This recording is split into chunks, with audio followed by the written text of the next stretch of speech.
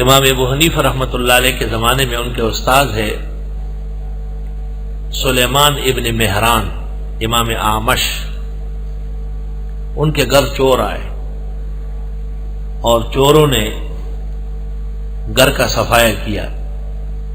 پھر آپس میں خیال کیا کہ امام اعمش پہچان گئے ہیں، علاقے کے لوگ تھے،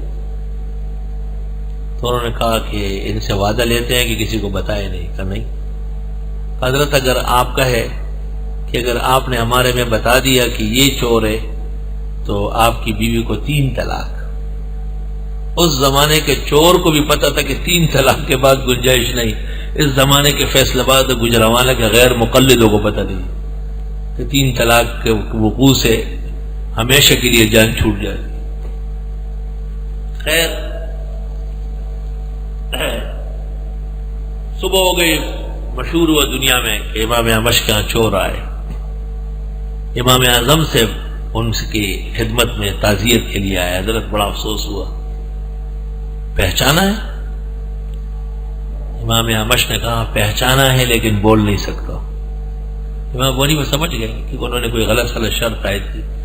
ہمیں حضرت صرف پہچاننے سے کام کرا دیں گے، بولنے کی حاجت ہی نہیں.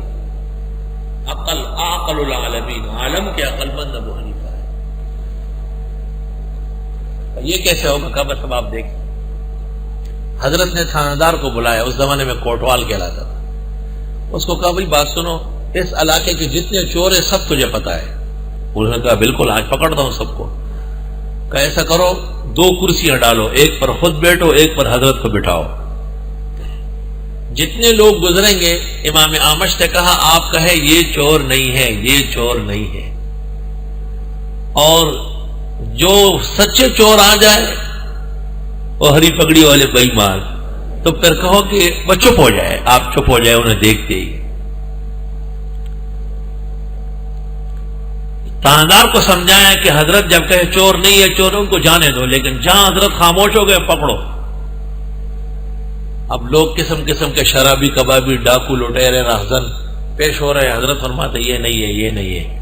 اچانک دیکھا تو وہیں شیاطین آ گئے، شیطان والے نشانیاں.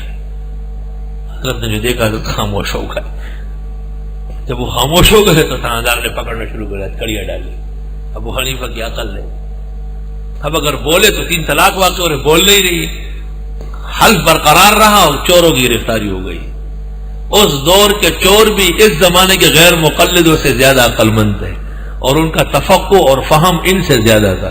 جو چور سے بھی گیا گزرا وہ کون ہوتا ہے؟ وہ 15ویں صدی کا غیر مقلد ہوتا ہے.